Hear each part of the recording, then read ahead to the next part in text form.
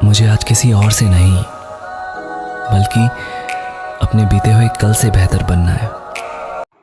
Hello friends, welcome back my YouTube channel. कैसे हो आप सब? आई होप आप सब अच्छे होंगे। फ्रेंड्स, मैं भी बहुत अच्छी हूँ।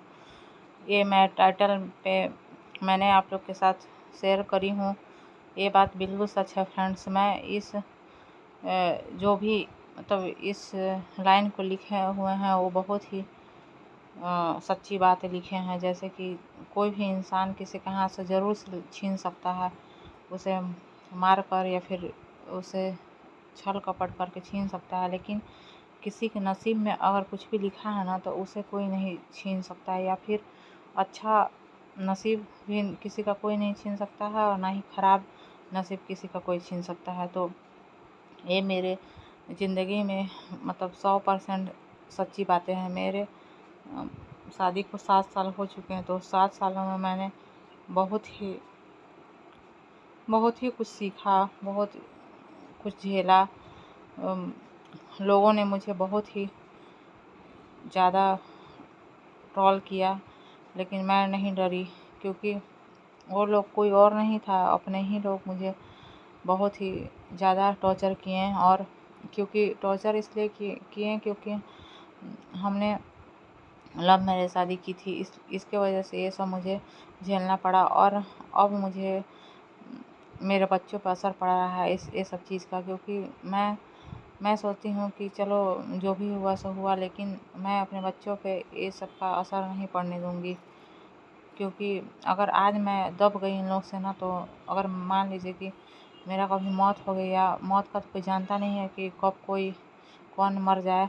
अगर मैं मर जाऊँगी तो मेरे बच्चे को इन लोग ज़िंदगी भर दबा के रहेंगे। इसलिए मैं हमेशा स्ट्रॉन्ग रहती हूँ और हमेशा इन लोग का सामना करने के लिए तैयार रहती हूँ, चाहे कुछ भी हो। मानती हूँ कि बहुत गलती की हूँ मैं, लेकिन इस गलती की सज़ा इन लोग कौन होता है देने वाला?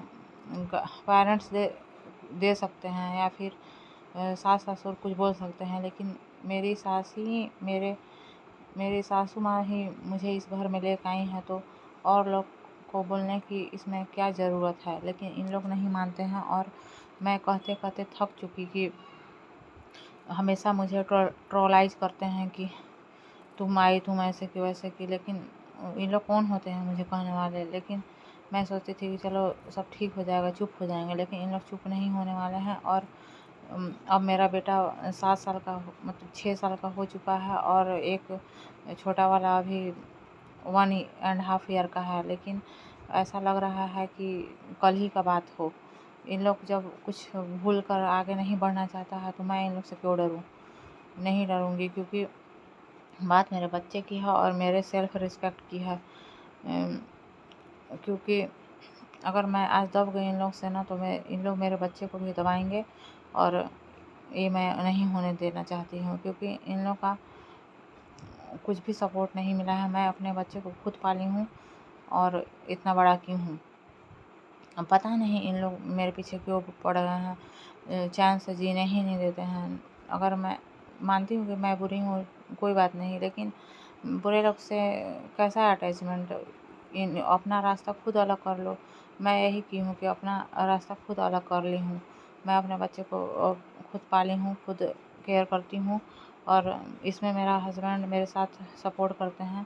अपना हम लोग अपना कुछ करते हैं, अपना पैसों से अपने बच्चे को देखते हैं, और बीच में हम लोग को बहुत ही परेशान कर रहे हैं।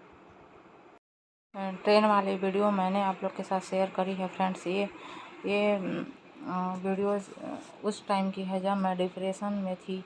इन लोग की वजह से मेरा इतना बुरा हालत हुआ था कि मेरा बहुत बार ट्रीटमेंट हो चुका है। मैं मानसिक तनाव के कारण बहुत ही परेशान रहती थी, और मेरी इतनी हालत ख़राब हो चुकी थी कि मैं खुद को ख़त्म करना चाहती थी कि मैं रह के क्या करूँगी। लेकिन बात यहाँ मेरे बच्चों के आ जाती थी। मैं सोचती थी कि फिर मेरे बच्चों को कोई नहीं होगा देखने वाला, तो इसलिए पता नहीं मेरे में अब इतनी हिम्मत कहाँ से आ गई, मुझे कुछ समझ में नहीं आ रहा है। क्योंकि मैं पहले हार चुकी थी, मैं डिप्रेशन में रहती थी, हमेशा नींद का दवा खा खा कर पूरे टाइम बिताती थी, कभी जगी ही नहीं रहती थी। दिन सुबह में खाती थी, रात में भी खाती थी। तो सोचिए, आप ही सोच सकते हैं कि मैं कितना सोती रहती होंगी। मुझे कुछ सोचने समझने की टाइम ही नहीं रहती थी, क्योंकि जब सुबह में खाती थी तो पूरा दोपहर नींद, इतना मुझे नींद आता था कि मैं बहुत ही कम टाइम जगी रहती थी। और मेरा छोटा वाला बेबी को भी बहुत, मुझे मेरी दवा खाने की वजह से छोटे वाले बच्चे पे बहुत इफ़ेक्ट पड़ता था। वो भी मेरे साथ साथ सोता था, जबकि मुझे डॉक्टर ने एडवाइस किया था कि आप इतनी ज़्यादा दवा मत लीजिएगा, लेकिन मैं क्या करती, जगी रहती थी तो बस फालतू फालतू दिमाग में मेरे आते रहते थे। मैं उन टाइम को कैसे गुजारी हूँ फ्रेंड्स, मैं ही जानती हूँ। आप इस वीडियो में देख सकते हो कि मेरे चेहरा कैसा हो गया है डिप्रेशन में रहने से। लेकिन मैं अब नहीं डरने वाली हूँ।